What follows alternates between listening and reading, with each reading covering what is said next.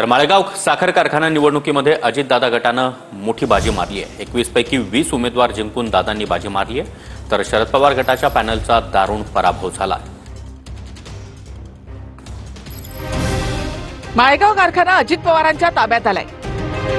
कारखाना निवडणुकीत अजित पवार स्वतः निवडून आले आहेत। 101 पैकी 91 मतं घेऊन अजितदादांचा दणदणीत विजय झालाय।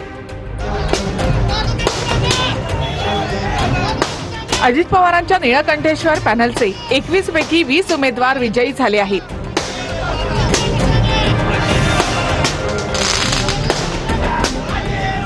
सहकार पॅनलच्या रंजन तावरे यांचा 362 मतांनी पराभव झाला। आज या ठिकाणी निळकंठेश्वर पॅनलचा गेल्या 25 ते 30 वर्षांमधून माळेगावमध्ये आमच्या पॅनलचे 3ही उमेदवार प्रचंड अशा मताने विजयी झालेत।